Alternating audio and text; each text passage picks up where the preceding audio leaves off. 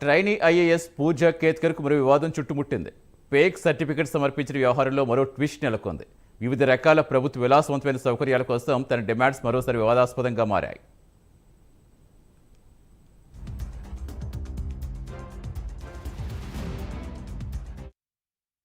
తన గొంతెమ్మ కోరికలతో మహారాష్ట్ర ప్రభుత్వాగ్రహానికి గురైన ట్రైనీ ఐఏఎస్ అధికారిని పూజా కేత్కర్కు సంబంధించి మరిన్ని వివాదాలు వెలుగులోకి వచ్చాయి.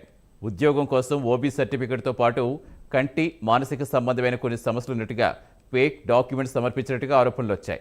నకిలీ అంగవైకల్యం సర్టిఫికెట్తో ఆమె ఉద్యోగం పొందారా అన్న విషయంపై సందేహాలు కలుగుతున్నాయి. ఈ వ్యవహారంపై ప్రధాని కార్యాలయం ఇప్పటికే దర్యాప్తుకు ఆదేశించింది. ఆమె సమస్య నిర్ధారించే పరీక్షలకు ఆమె 6 సార్లు డుమ్మా కొట్టినట్టుగా తెలుస్తోంది. 2022 ఏప్రిల్లో తొలిసారి ఢిల్లీలో ఎయిమ్స్లో వైద్య పరీక్షలకు పిలువగా కోవిడ్ సాగ్గా చూపించి వెళ్ళలేదు. ఆ తర్వాత కొన్ని నెలల పాటు మెడికల్ టెస్టులకు హాజరు కాలేదు. చివరకు 6వ సారి పిలుపురాగా పాక్షికంగా పరీక్షలు చేయించుకున్నారు.